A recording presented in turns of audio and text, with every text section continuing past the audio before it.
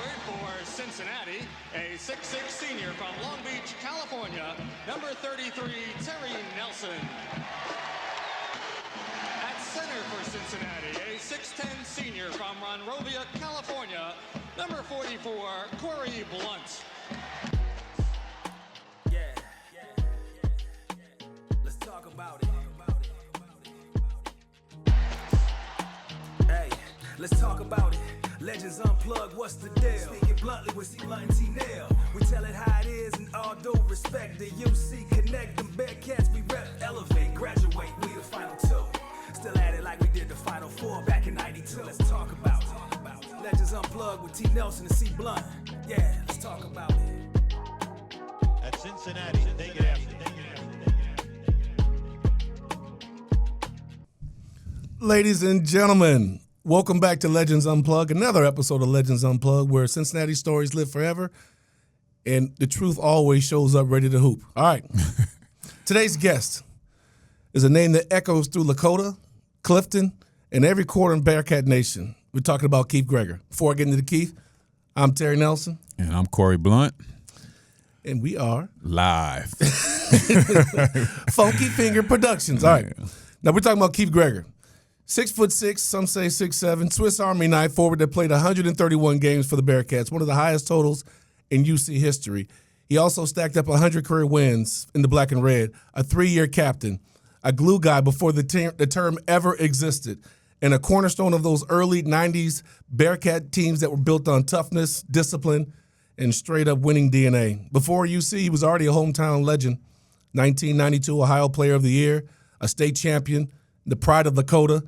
After basketball, Keith didn't slow down. He took that same competitive fire into the world of business, carving out a 17-plus year career in medical sales leadership, helping launch disruptive technologies and building elite systems and teams like he once built them in locker rooms. And listen, if you know Keith, he's got one of the best, the greatest backyards and sports bars in the tri-state area. Corie don't like that right now. Yeah. We're talking a setup that's so good, he should have his own NIL deal. It's real. If you ever watch the game over there, you know it's a vibe. It's not just a home. And today, we're diving into the recruiting journey, the Huggins era, the battles, the leadership, the transition from hardwood to boardroom, and life lessons that shaped Cincinnati's most respected athlete and businessman. Bearcat Nation, lock in.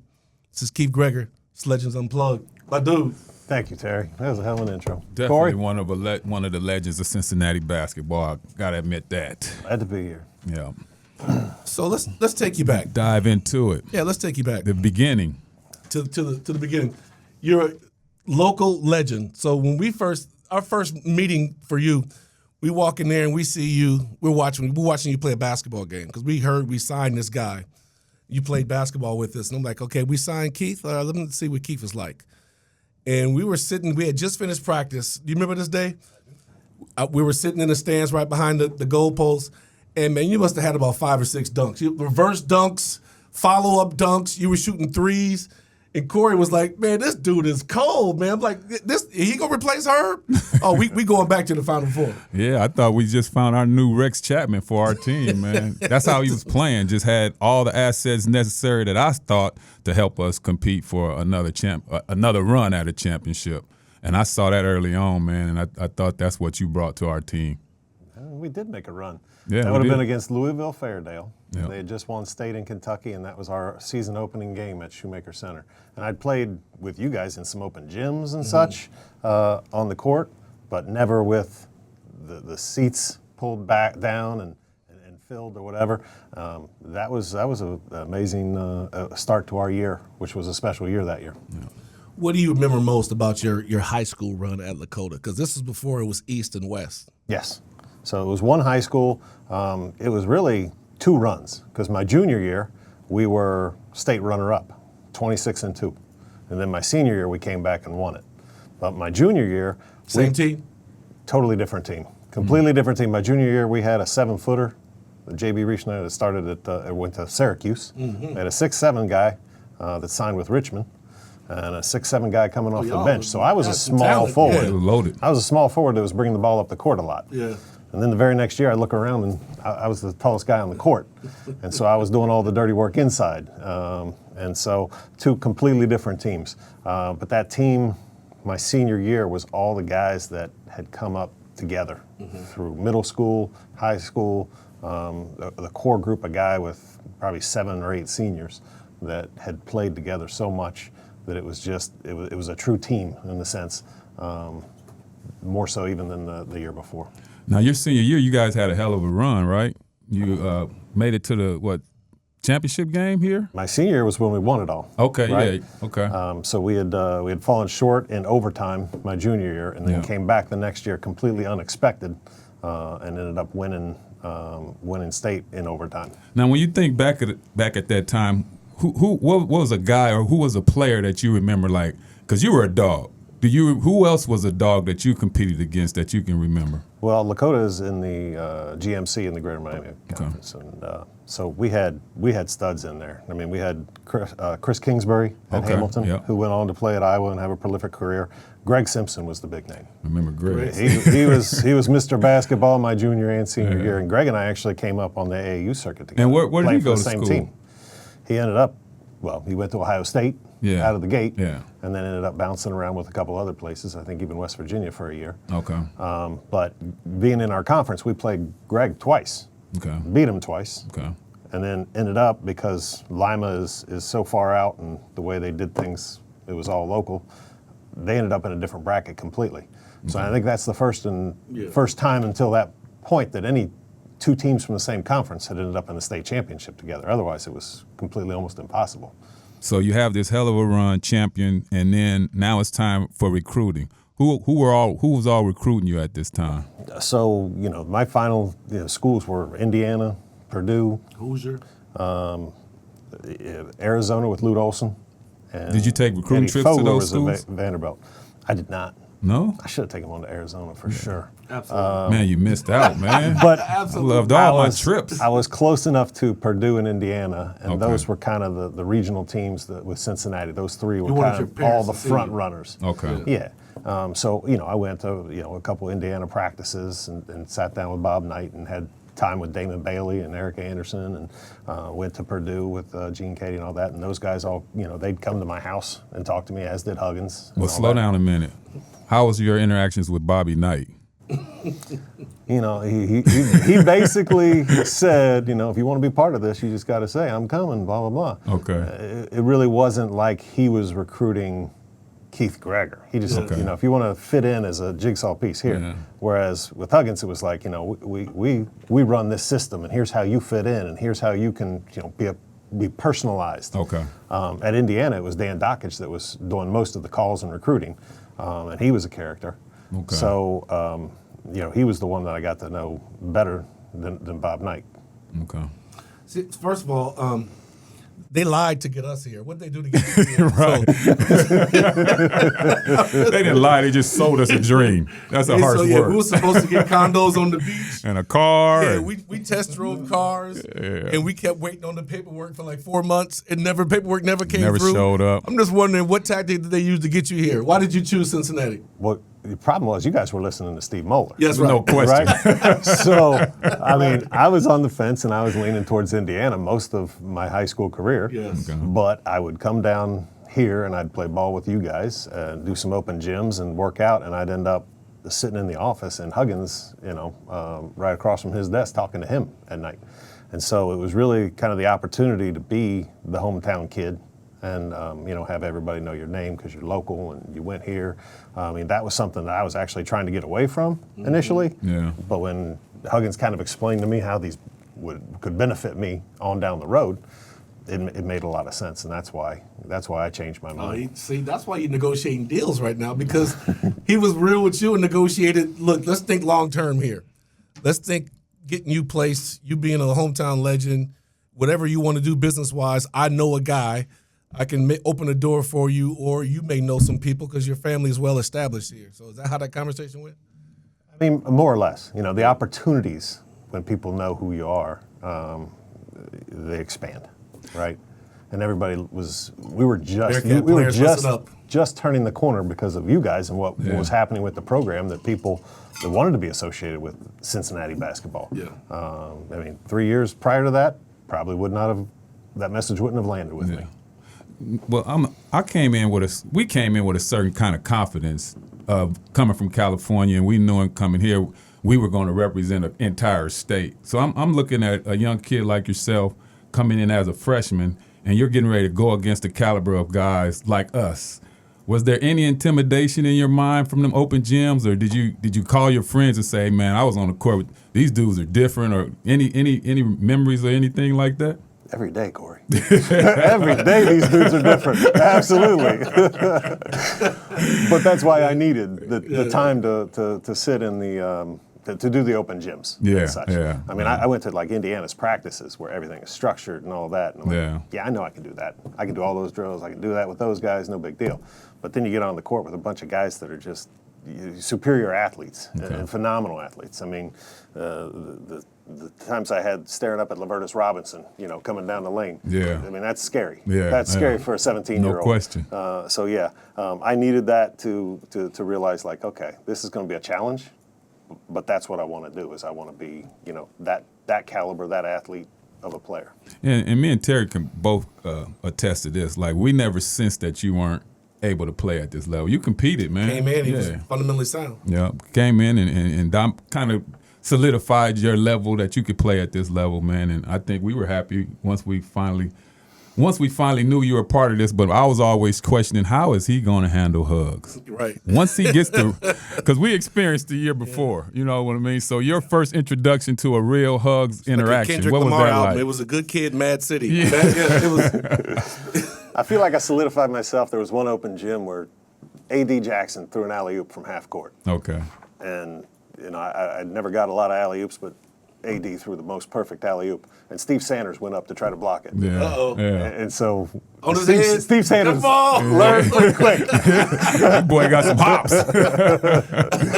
Steve realized he was a good shooter at that point. Yeah. Business And decision. so then my next introduction was, because I'm local, I'm down here the summer before I started my freshman year, right? You're not supposed to be a part of the program until school starts. But Okay. I could come down and work out on my own choice with you guys. Yeah. And I remember there was a meeting, and there's nothing worse than those summer meetings.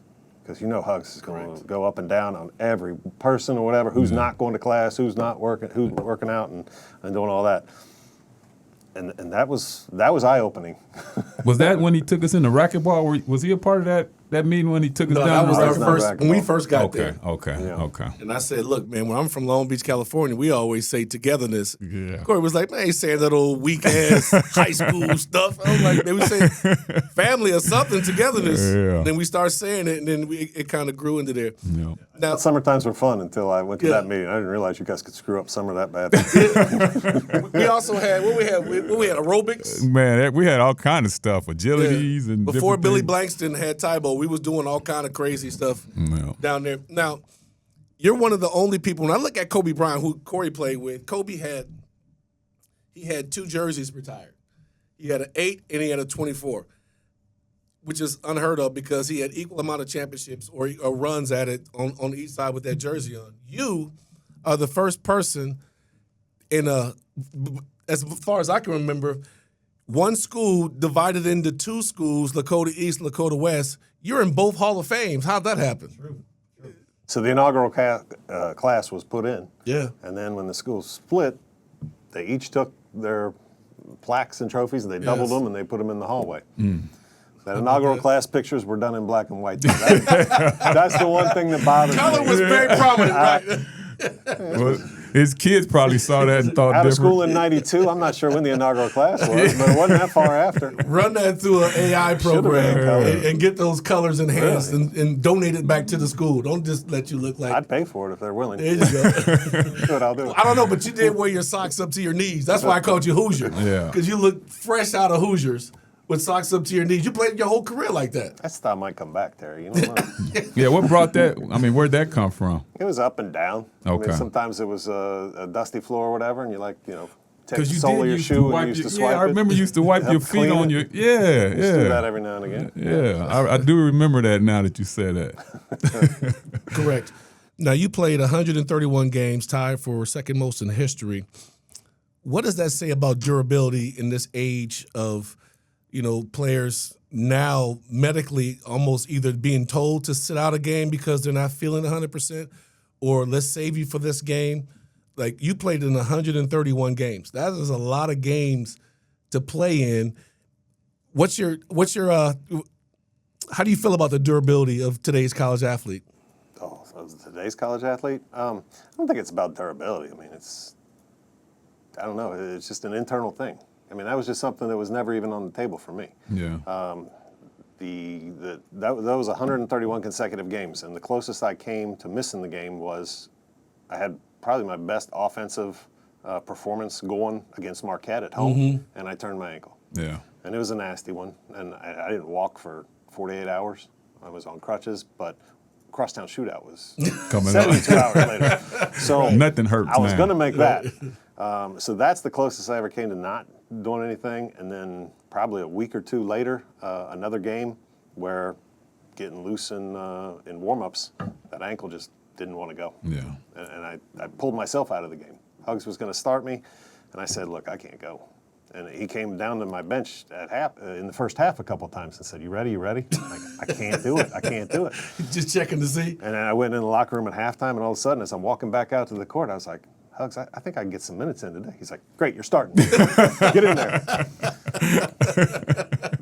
I love it. Yeah, that's You had hard. a similar crosstown story about twisting your ankle, but he beat you by the record because he twisted his the night before the game, didn't No, he? I really twisted my ankle though. You know, I thought I was done. And our trainer Tom, we stayed up all night preparing me, treatment, and I was able to give up some quality minutes to help us beat the daylight side. double that game. Yeah, that's why I say some quality minutes. You weren't just running around out there. I think he had like 12 and I made a 10 difference. and couple Got blocks. a couple dunks, you know. Yeah. Oh yeah, that's So what I know how that goes when you're really mentally telling yourself, I gotta play. Because Huggins told me, it's like, you can play if you're Yeah, tired. yeah. You can't play if you can't walk. yeah. Right. Well, they So always come round the say- clock treatment. They always say, "Can you play? Are you all right? How you feel?" You get that Yeah, till right. till you finally say, "I can go." You know what I mean?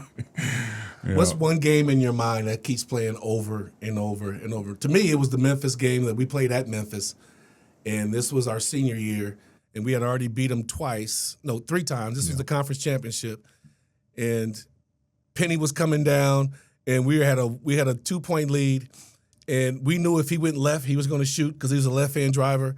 If he went, so we was going to double him off of any screen. If he went right, he was going to pass. So we was going to play denial, and so he just happened to have his best game against us. That's the only double-figure game, I believe. And he was coming down with 3 or 4 seconds to go. I stepped away. He ran me over. Steve Welmer looked at me, put his hand behind his head, and said, "We're going the other way." Man, that was a gutsy call. And I went back then. You made the 2 free throws to seal the game. So I made 2 free throws, and the Hugs came over and shook my head and said, "Man, you finally grown some balls." And I was like, "That's the best thing you ever said to me, man. You Right. gave me my watch. I'm growing some balls." What's one game that sticks out in your head? You'd be like, "Man, this is memorable." Well, hold on a second. You know who you owe thanks to for that moment. You That was me.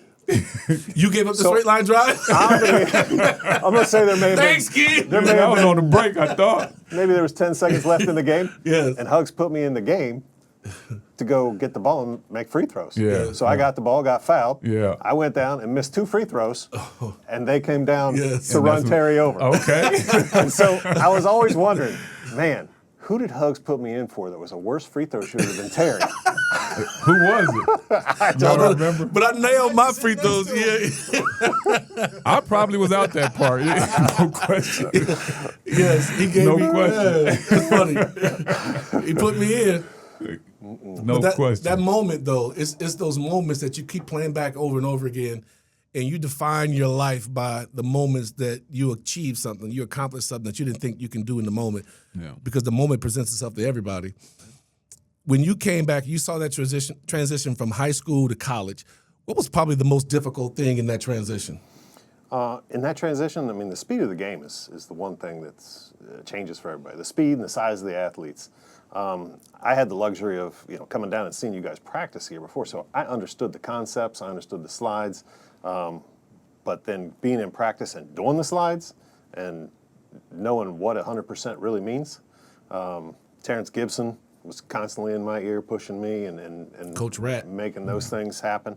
So that's, the speed and the athleticism of the game. I'm trying to remember, where were you at on those bus rides when we'd be in the back just talking crazy and acting a fool? Rapping. Like, where was your seat at? Like, I was probably in the middle of the bus, to the Okay. front of the bus with some headphones on, trying to stay out of trouble. I mean, It's funny, Hugs and all the people in the front, they listened and laughed the entire time. they never and you stopped. trying to escape us.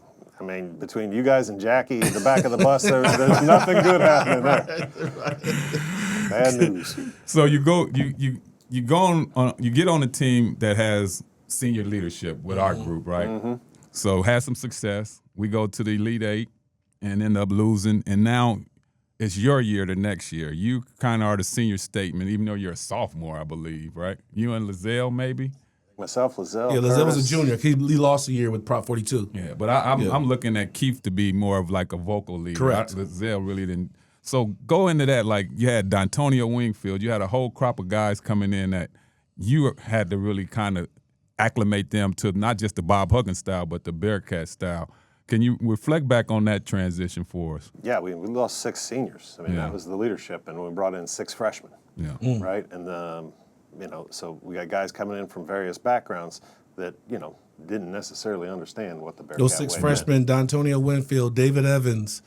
Was that Wolf? David was my roommate. No, David. actually, Well, so- David came in the year before. Yeah. So Marco Wright. Marco Wright, DeMarco Wright, D'Antonio, Jackson Julson, Jackson Julson, Brian Wolf, Darnell Damon Burton. Flint, and Darnell Burton. Yeah. Oh man, that was a good crew. That Yeah. was a good class. No, they had a squad. So, 4 of those guys lasted for their 4 years. No, 3 of those guys lasted for their 4 years, Darnell, Damon, and Jackson. But yeah, it's different to explain to them, what showing up means. Yeah. And that was an extremely frustrating year. It really was. Huggins pulled me and Curtis aside early and said, look, I'm going to be harder on you guys than anybody else. Yeah. Because I don't know how some of these kids are going to react. Correct. I can't go at them the same way I went at you guys. Correct. Yeah. So you got to find somebody to get the anger out on. They're 18 years old. Yes. They're not 22. So, Curtis and I had a rough year that year. And we took more abuse than I think we were deserving of, but there was a reason for it. Man, what I remember most is I'm with the Chicago Bulls and I'm watching the games and I'm just seeing D'Antonio take all these ill-advised shots. And I remember calling you like, Keith, man, what are y'all letting this freshman take all these ill-advised shots? He was like, man, it's nothing I can do about that right now. Ill-advised is generous. Yeah. So I can tell you part of my role that season was when we were running the offense, Hugs told me, like, these guys, they don't know the offense that well. So Correct. if they're in the wrong spot, you better go backfill their spot. Yeah. So the offense looked completely different It that did, year. yeah. There's Trying no to run it. motion whatsoever in that offense. Talent was there, though. Yeah. Yeah. I mean, when things weren't going right the year prior, you Yeah. guys he'd put you in the gym and say, 10 minutes, run the offense. Yeah. Yeah. Because you guys at least knew where the spots were. Well, 10 minutes around the offense didn't really do a whole lot because Yeah. guys were in the wrong spots anyway. Me. Like little birds. Yeah, I don't think too many guys was shy about shooting that ball that That's year. one thing that Calipari used to say, when he was recruiting the one and doneers. He's like, you guys think it's easy having all these great players. Yeah. All these guys were the number one option. Correct. The thing is getting them all to play together. Yeah. And that's what the challenge was. The next year when we brought in Danny Fortson and Bobby Brannon, and we had a little better mix. Yeah. Keith Legree enters the mix. We had guys that had dedicated roles. We kind of went away from that full court pressure and the pressing everywhere on the floor to running kind of set plays. Yep. Yeah. Versus Quick hitters. motion. Yeah, because we had guys. I mean, if you can get the ball 3 feet away from the basket with Danny Fortson, it's over. You guys were 22-10. So would you consider that a bad? I don't consider that a bad year. Would Not with all that turnover. Absolutely not. you? Yeah. Yeah. No, that wasn't a great year, but that year was about building towards Yeah. something. Okay. Because my senior year was when we finally resurrected back to where we should have been. Yeah. Yeah, and it wasn't until the last 5 or 6 games that D'Antonio finally started getting the work ethic in practice. If he would have stayed one No more question. year, Yeah. he would have been a top 5 player, and he would have been looked at as one of the greatest players ever to walk out of Cincinnati because he was 6'9", he can handle the ball, he can shoot. Yeah, But by the time he learned work ethic, he was already in the NBA. Yeah, if I recall, I would characterize him as one of the first true stretch fours that we've had for sure at that time. I thought you said you were the first. Nah, Hugs wasn't letting me shoot the ball outside the paint, That's man. But D'Antonio had that skill set. He did have that skill set to shoot that thing like that. Ability to dribble the ball, Yeah. bring it up the court. Yeah. And at that size, at that time, Yeah. that was kind of unheard of. Yeah. You know what? When you shot 45% career for UC, which is with all the hitting and banging and the motion and all that stuff, it was your IQ that got you shots. It was your movement and getting guys open. I think one of the best things that you did, aside from taking charges, was you were an elite screener. I don't think people talk enough about the fact that how you read angles and would surprise guys, put the fist up, letting us know it's a screen, and you would take the correct angle. Like you would turn your body a certain way, expecting us to read, knowing we're supposed to go the way opposite that you turned your body. Where did you get this elite mindset for screening? Well, I played with guys like Danny Fortson and Darnell Burton. I mean, if I can get them open, right? Yeah. You don't get the assist, but you're the guy that set that up. And I can remember games where we're running motion offense, and motion offense is kind of a screenless thing. But if you go back screen somebody out of nowhere, then it's almost a sure hitter. And I can remember Hugs yelling at me after one game saying that Darnell Burton keeps running. He's not filling the break. You got one guy bringing it up the middle, and you're supposed to have two wings on the side. Well, a couple times I just started chasing Darnell. Darnell would run. I'd run on his wing, and he'd figure out, don't just pop up. Keith's going to screen for me. Right. And so now everybody's, Darnell's running the so you the put break that in long, yourself. Right? I just sort of did that, and Darnell followed. We started every game out with a play 25 for Danny Fortson. Yes. And it was me screening across. Correct. Because at my size and strength, I could screen the biggest guy. You gave those John Stockton screens, too. Man. It was I could slightly illegal. Broad enough chest and shoulders to go ahead and hold it and expand. The kind that make you want to swing on it if the ref don't call it. You see that? You see that? That's what I was going to say, because you're talking about strength. Your overall development in the weight room was incredible. Like, I remember going down there and you got 400 pounds on the leg press. On each side. Yeah, it was like. What's your record? I think the maxed out was over 1,000, but that was leg 1,000, press. that's crazy. 1,000 pounds. Yeah. Like, why would anybody want to lift up 1,000 No reason pounds? to, right? Yeah. I was cool with football, 225, right. man. Like, they're trying to do. It's like, come on, man. We used to love the off season. The off season was fun because sometimes you get thrown in with the football team. Yeah. And so, guys like Brad Jackson and all that, and like we're working out with, some pretty elite athletes there as well. Well, you bought into the weightlifting, and you had a hell of a strength coach at that time with Mick Marotti. Craziest. I didn't buy into it like that. You didn't buy into nothing. They did not pay me to come here, or they didn't pay me at all, but they didn't at least ask me to come here to be a bodybuilder. That was my claim. What was your, first of all, you rebelled against Hugs. You Yeah. rebelled against coaching. You rebelled against I didn't weight really room. rebel against coaching. You didn't rebel against your junior college coach. Maybe you did. I wasn't there in that time period. Yeah. You rebelled against him telling you not to dribble the basketball when you said, My junior college coach told me there's no reason for you to put the ball on the ground. I mean, no reason for you to pump fake because you're taller than everybody. Turn around and shoot that sweet turnaround jump shot in their face. what Hugs tell you? Hug said, show the ball. Him and Chuck Don't dribble the Mason, ball. yes. Like, man, I didn't come. You didn't. When you recruited me, you didn't see me doing that. So Right. don't try to put that in my game. But Keith, on the other hand, he kind of bought into all that and kind of excelled at it, man. So I don't your think he bought intentions into coming it. in. He saw the writing on the wall. Like, if I want to play, I think that's the same as buying into it. But That's buying into it's it. forced submission. Yeah. He wants to play. He's smart enough to do what the coach asked him. And it was almost a melting away of what we saw him when he was recruited. Because when he was recruited, he was moving all over the floor. He was catching, getting to his mid-range. He would, like Melvin Levitt, you two were the guys that would jump the highest on your jump shot. And you would get into the middle, like your sweet spot was the free throw line area. You would get there with one dribble pull up. Remember those drills we used to have to do? We used to make elbow to elbow. Yeah. You had 2 minutes to make elbow to elbow, and you would go around to all these spots, wing, short corner. And I just remember you one time in a drill making like 20 to 25 in a row, just going back and forth, back and forth. I'm like, he's not even missing his jump every time.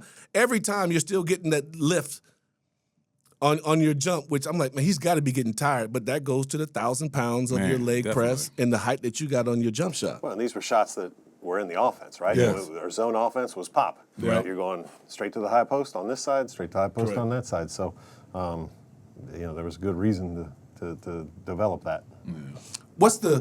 When you think about Bearcat toughness or what defines a Bearcat, what is that to you?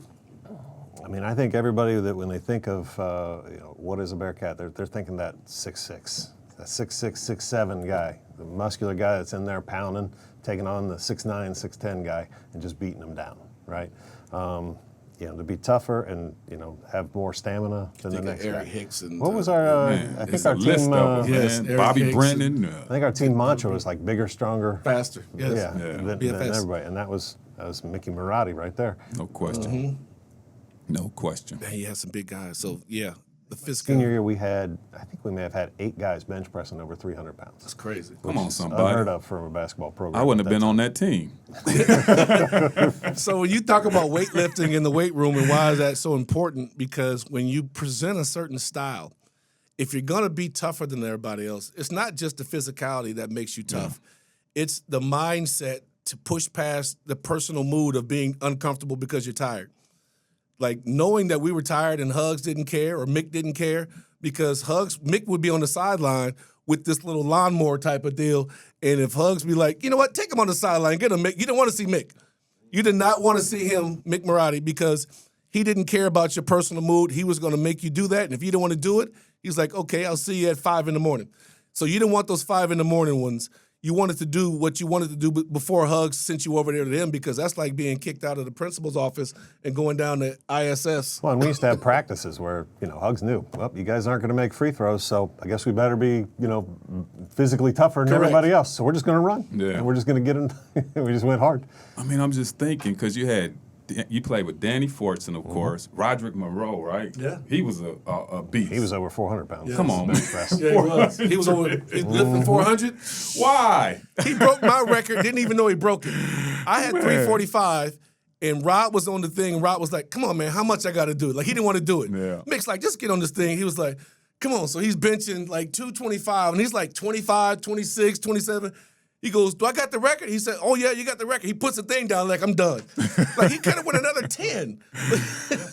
He probably, I think he benched over 500 in Atlanta when he was being told. But Rest still, in peace, yeah. Rest in peace. What about man. Art Long? How was he playing? You see the look in his eyes right there? I mean, to me, you played with some solid bigs, man. That's You guys all once that- asked me who was the biggest character you ever played with. I mean, it's kind of hard when you play with a guy that punched a police horse. or did or didn't. I'm sorry. Allegedly. Allegedly, we got yeah. the true story behind that. We'll have to show that one day when we get in, but yeah. Allegedly. Art was a good player, though. Yeah. Art physically shared a lot of your gifts. He was fast. He could run. He could do all that Yeah, stuff. with better He could hands, get I up think, than I did, and do too. all though. that. Yeah, he had big hands. He Yeah. could catch anything you threw at him. So you just had to keep him and Danny Yeah, we've had some together. We've had some borderline crazy players. Hey, that's what made us who we were, though, man. You get a little edgy when you get Art Long, because Art Long would literally fight you on the Man. court. You had Danny Fortson, you had Eric Hicks, Jason Maxiell, Kenyon Martin, Bobby Brennan, Bobby Jackson Brennan. Julson, all them big old dudes, man. I'm talking, yeah, but Justin is big. I'm talking about guys that will, if they said, I'll see you in the locker room, you're going to have to see them in the locker room. Like, these are guys that yeah. were really Yeah. about that life. And No I'm like, question. we've always had some borderline crazy guys that were in the paint. When you said 6'6", 6'7", and those kind of guys, 6'8", 6'9", whatever it is, that will just, they brought it every day in practice, and you couldn't hold feelings because sometimes y'all was clashing. There's crazy in the paint, crazy in the paper. Who knows where they were going to be found? We had guys, like even the guards, like Lizelle Durden. Yeah. Lizelle Durden used to go so hard. Correct. An hour before practice. Yes. Man. I mean, he'd probably gotten 1,000 shots up before we even started Yes. practice, and he was dripping sweat, changing his clothes. I mean, we had guys that really had some work ethic. No question. You didn't play with Ruben, did you? Ruben and Kenyon both came in '97, right after I graduated. Okay. So yeah, you had some hell of a players, man. And to be able to play with those guys and still maintain who you are is a compliment, baby. True that. Hey, so 17 plus years, your post-basketball career, you get into medical sales, 17 plus years in medical leadership. What got you into medical sales? Like, of all things to get into, Yeah. why did you get into medical sales? That's a UC story too, because I went to UC not knowing what I wanted to study, and I think watching college football, everybody's in business administration, so I just went into the business school. Yeah. Found out very quickly I did not want to be in a stuffy desk my whole life, but I loved the weight room. And I love Mick Marotti, so I was like, I'm gonna go into strength and fitness and basically get a health promotions degree. basically the same degree that a trainer gets. Yeah. Except you don't have to tape all the ankles and do all that stuff.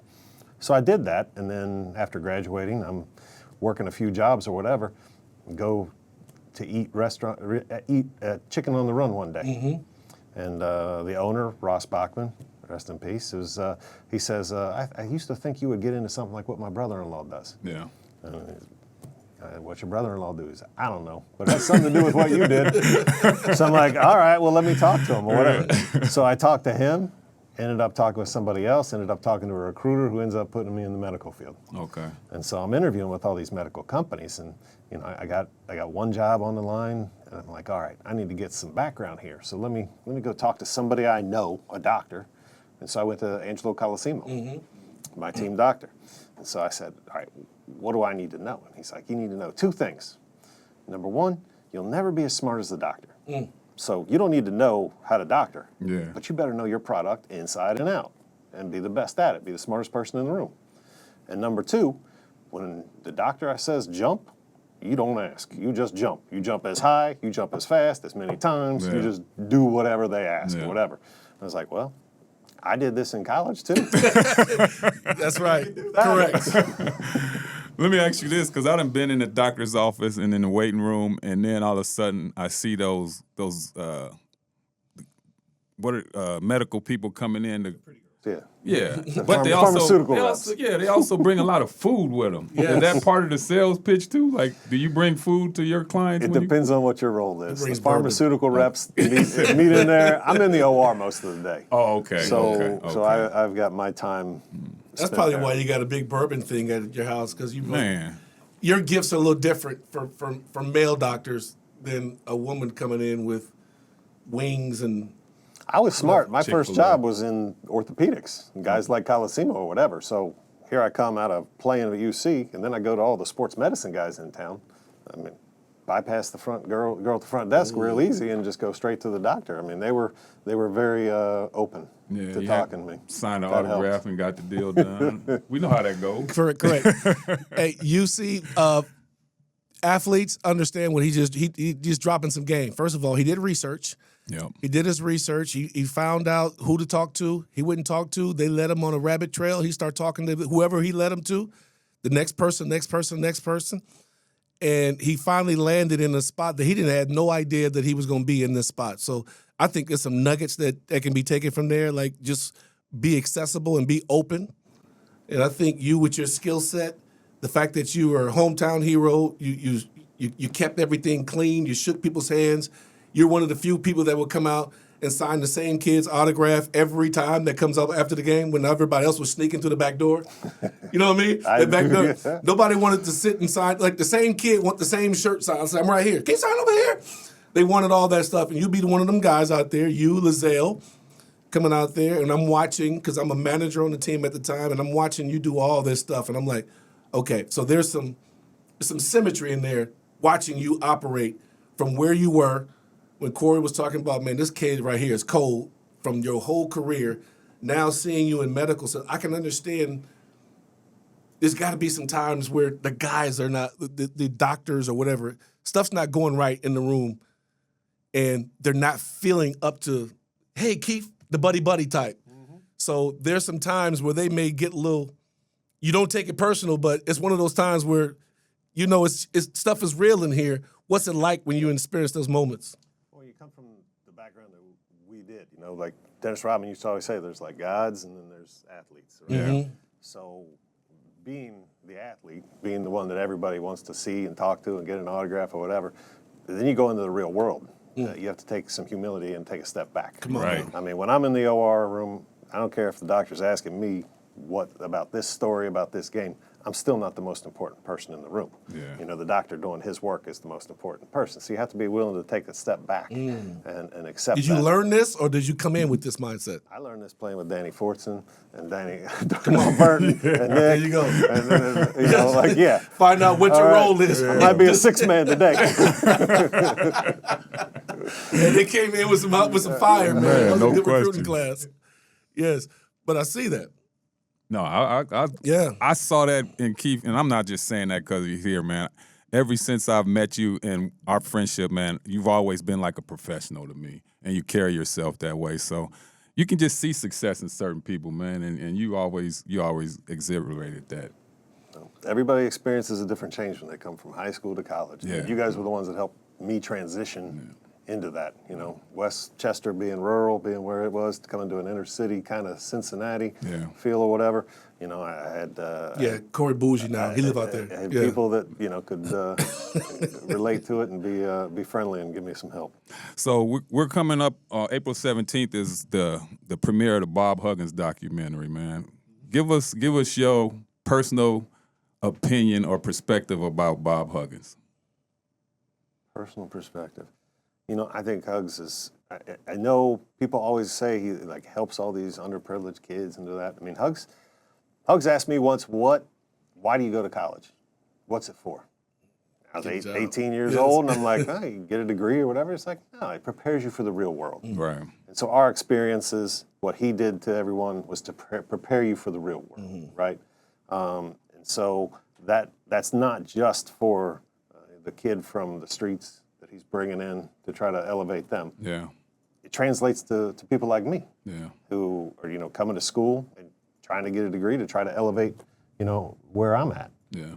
So, I remember I had a friend of mine. We were on my street one day, and he was doing something that I was doing, and I'm like, man, why are you doing this? You got a mom and dad at home, and he said, don't hate me because I got a mom and dad at home. And it hit me like, you know what, you're right. I shouldn't hate you because you got a mom and dad at home. I think that's what you're saying with Hugs. Like he's just a father figure for everybody, man. People ask me that all the time. I'm like, I have a hard time calling him the father figure because I do have a father. My dad was always there. He was at every game, and he was always there. But the relationship I had with him was really no different than the relationship that other people had. Yeah. It takes a village, literally. How did your dad kind of help you get through the coaching style of Hugs and made sure that you didn't like go astray from it? You know what I mean? Yeah. That intensity and of course his vocabulary, you know what I'm saying? How did you adapt to that? And your parents also, how did they adapt to Call it Huggins. Like I learned a foreign language when I got to UC. It was Huggins. So she blames him for that. I don't think that's fair to Hugs. But, Huggins, yes. But yeah, so Put that on a T-shirt. As a parent Corie? myself, I'm not sure that I would have enjoyed watching my kid get question. rated like that. Yeah. But fortunately, my dad only showed up at the games. He didn't come to all the practices, so he probably didn't see the worst of it. Right. But we were a disciplined family, right? I had two older brothers, and so my parents we were always very disciplined as kids growing up. So I think he looked at it. My kid's either going to go play for Bob Knight, Gene Katie, or Bob Huggins. Take your pick. Man, I mean, no question. I'm going to get yelled at either way. Need suicide watch for all three of them. A lot of players at this stage now they finished their cycle. Some 5 years, 6 years, whatever it may be, but they finished their cycle. And I know how it felt when you being kicked out of that bubble, when you played your last game. When we lost in the Final Four, Herb and Anthony Buford and Jeff Scott and Mike Reckoner, they're crying in the stalls. And we're sitting over here patting them on the back like, man, don't worry. We'll be back. We'll be back. We'll get them next year. The minute we lost in the Elite Eight, we sitting over crying here, we in the crying. stalls. And everybody like, don't worry about the OG. We'll get them back next time. It's like we came full circle.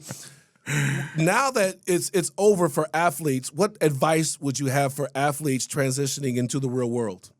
I mean, that's the trick is how do you transition it? How do you take those skills that you developed and you learned in college and translate them to the real world? Yeah. I mean, my success did not happen overnight. I didn't get into medical sales for 3 or 4 years. I mean, I plugged away at a couple different jobs trying to find out what I wanted to do. And it was always like, the book, what got you here won't get you there. It's always got to be, Some old man. how am I going to, take that next step in life?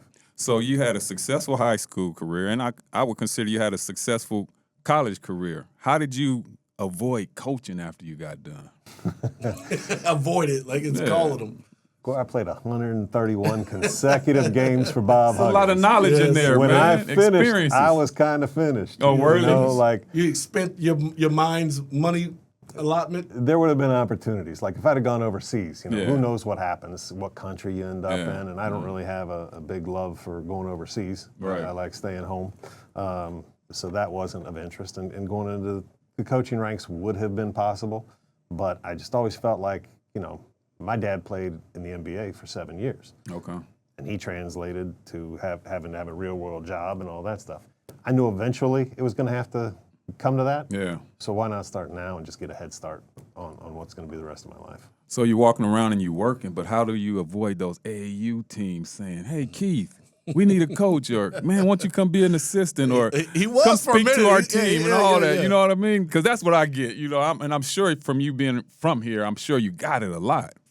Yeah, but I didn't need it. I didn't need it every day. Yeah. I just needed a little bit. So, I graduated. I always say I graduated in '96. I got married in '97. I had a kid in '98. I had a kid in '99. People okay. ask me why I don't golf. Right there. Yeah, yeah. There's no time. No question. I didn't have time. Yeah. We talk about backyards and all the stuff that goes on in people's backyards. And Corie had what you had at one time. 5 acres. No, you had 5 acres. You had 20. What was it? Was it Oh, the total? Yeah. 15. He had 15 acres. He had a pool and awning with your hot tub. And he used to sit in this big old garage and he'd be playing the dirtiest music you ever want to play with kids around, barbecuing, West DJing, Coast hip-hop, man. playing his Tupac and Snoop and all. He didn't care who was around. Pastors be over there. They gonna listen to some Tupac. My house, man. My rules, my house. But when I look at your house, man, you got one of the best backyards and sports bars, in-house sports bars in the tri-state area. How did this come about? Yeah, so the sports bar kind of started and kicked it off. And that was back in the day when the Bengals were the Bengals, the Bungles. And then Marvin Lewis comes in. And after a few years, they're going to the playoffs. Yeah. And their first playoff game was like a 2 o'clock game on a Saturday afternoon. And the Bearcats basketball played at 2 o'clock. Yeah. So my wife says, let's have a party. I'm like, okay, but we only got the one big TV here. She's like, well, let's move one from the other rooms and put it here. So we did. We put them side by side. And then just due to laziness, I never put the TV back. So I got 2 TVs, and she's watching some, primetime show over here, and I got a game on this one. The game volume's off, but I'm watching the game, she's watching, and my son comes down, he's watching the game too. We had more family time than we ever thought we'd have. Yeah. And so that became the origin of let's do a sports bar, and we'll have 3 or 4 big screen TVs here. And so we do that, all of a sudden, I put some headphones on one TV, and I got one kid watching a movie, and we never spent more family time together than we did when we did that. Right. And all these years later, I got like ADD. I can't watch one TV. How many TVs do you have now? I have 4 big screen TVs in there, but I got to have them all on. Yeah, but you got more than 4 TVs in there. It's 4 big screen TVs. There's 2 little ones, but that's what's in there. But there was a game. So you invite me, which reluctantly. You invite me every year the first weekend of college basketball opening. Hoping you're unavailable.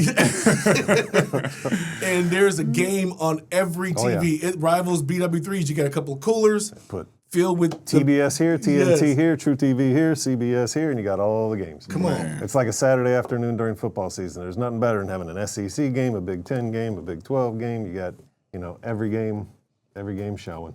But your backyard. So you got this backyard that rivals any backyard. It's like a Kings Island water park type of backyard. I mean, this thing is amazing Hidden right oasis right there. It is.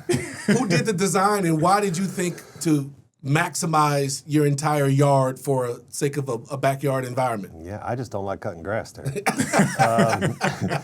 There's a lot of cement on that. that whole backyard is like 5 years worth of projects. One is landscaping, which happened first, and then something else happened. A patio went in back there, and then all of a sudden when the pool went in, it was like, okay, this is the limited area you have to work with. amazing, Let's bro. just, That's what good can work. you do? Yeah, so all your They kids filled are grown now, right? My kids were young at the time, so there was That's a lot why of they kids moving coming out. over. Yeah, that's why his son ain't moving out. He got pension right now. He's about 65 years old. His son ain't moving out. No, they not. That's awesome, man. I love it. So my question now, of course, we're all Bearcat fans, and we all went through the process of last year's team, and over the last 4 years. Based on you being at every game, what did you see? Like, what did you expect out of our team, and did we meet those qualifications for Or expectations. expectations? Yes. Yeah. I just felt like there wasn't as much discipline as what we're used to. Yeah. You know, even from the jump ball, you know, like we start games out with 3 or 4 3-pointers. Yeah. And to me, you get an early basket. Yeah. You set the tone. And I don't think we set the tone with people. Right. And I think people dictated the pace to these teams. So I'm excited listening to Coach Calhoun that we're going to be more determined on playing Bearcat brand of basketball. Yeah. What's Bearcat basketball to you? I mean, to me, it's what we talk about. It's a little more banging. It's a little more physical, which, you know, in the Big 12, everybody's playing that way. Isn't it just good to just get a steal? Steals are good, but you know the way we used to play. Turnovers are better. We used to say, like, we might not beat everybody, but we're going to beat everybody, yeah. right? Yeah. You know, you guys might want to steal and get 2 points, but there's something more exhilarating about trapping somebody and seeing them throw the ball 3 or 4 rows into the stands, because then you know you got that guy. Right. Then you know. Panicking because it was unexpected. Yes. Oh yeah, that's you know, we used to have goals. 20 turnovers. That's what we want the opponents to have. Yeah. Correct. You know, I think those days have not been around for a while. Yeah. And the one thing about Coach Calhoun is that his teams perfect stealing the basketball. So the portal officially opens, and I know there's going to be some of his players that are going to be on this roster, which I'm more than happy with, because you have to bring a culture with you. The coach he's bringing something. He's going to be in your face. He's teaching steals.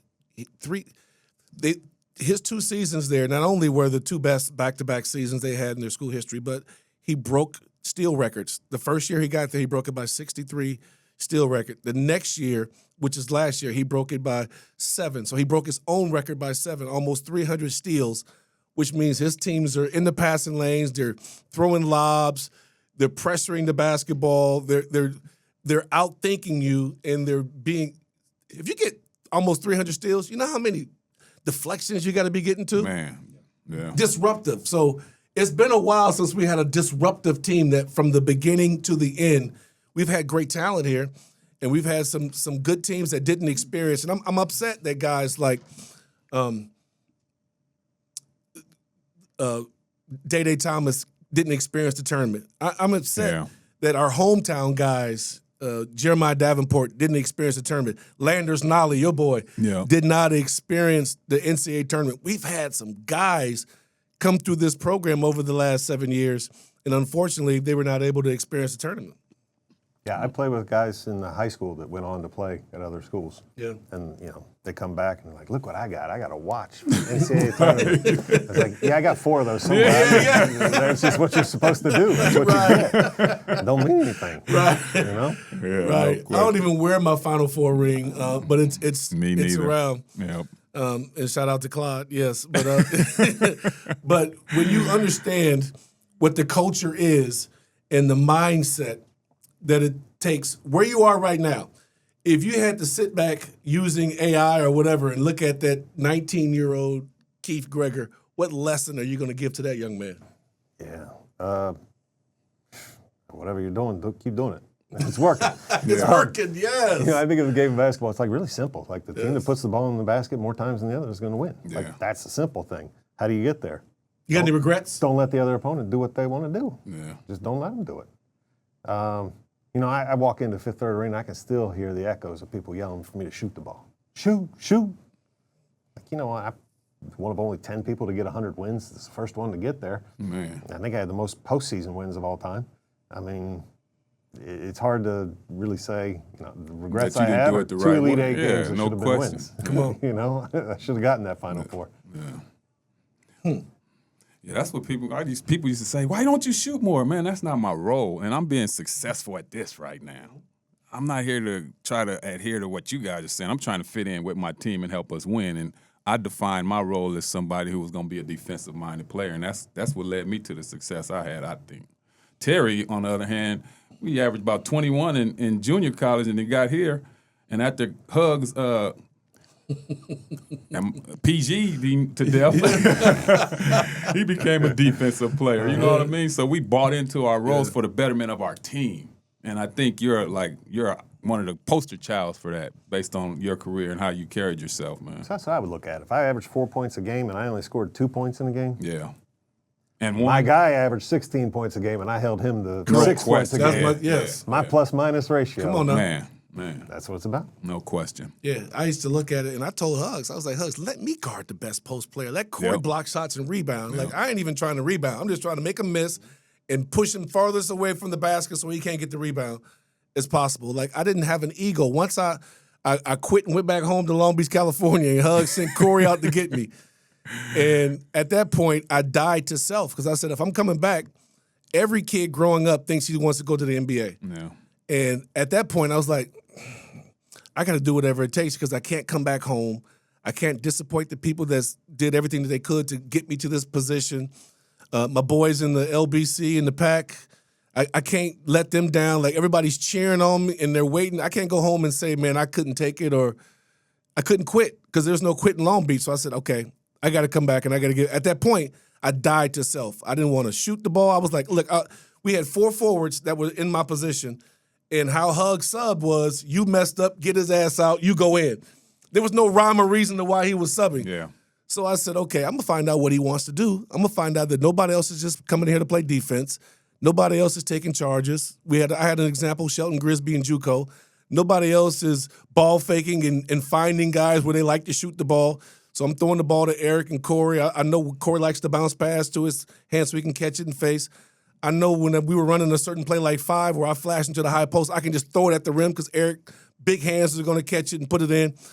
I got so much satisfaction out of winning, I forgot about individual accolades. No question. So when I see that, when I see Corie, when I see you, to win, like, if you're the man, you're the man. But there's some sacrifice that must take place from everybody else who is taking 100% of what they can do and only giving you 40% and being the best 40% because we don't need the other 60. Somebody else does that better than you. Yeah. I need you to come do this. I need you to do this. I need you to set screens.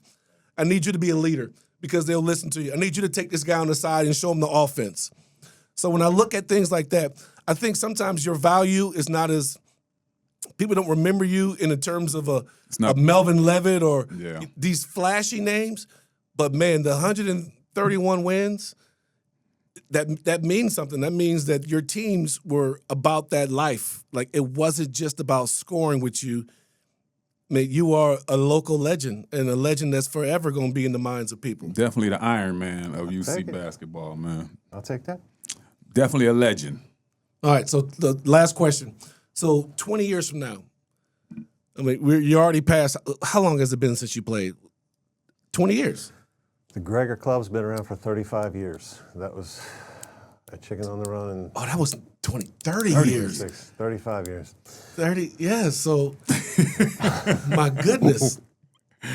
So 96 I graduated from UC. So wow. Yeah, it's 30 years since I left UC. So in another 10 to 15 years, people are going to be looking back because this generation is going to go through and their whole game is going to be built on the guys that they see right now.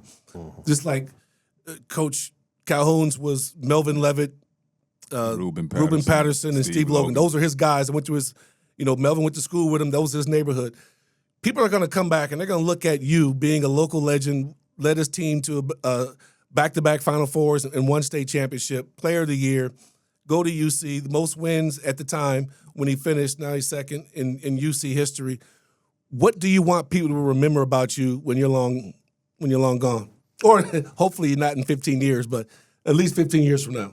Well, I think no doubt my 4 years, if you take any 4-year span, that had to be the most successful, right? Yeah. Because we had the most wins. Yeah. We had 4 conference championships. I mean, just to know that I was a winner and I was part of winning in every year I was here. Yeah. I got rings to prove it, and that's what we do. Yeah, when you define that 90s era, man, it was a lot of winning going on back then. Mm-hmm. Yeah, and a lot of those guys in those teams are winning in life. Yeah. So, my man Corie Blount, I'm Terry Nelson, and we're so grateful to have this local legend unplugged with us on Legends Unplugged. Keith, I appreciate you coming here, brother. Anything. Always. All right, I need you guys to like and subscribe. We're on all platforms. We got more stuff coming out. We got some new technology we're introducing. We'll have more interviews of guys that can't make it into studios, so you guys just hold on. I'm Terry Nelson. I'm Corie Blount. And that is my man Hoosier. Keith Greger in the house. Legends Unplugged. And we out.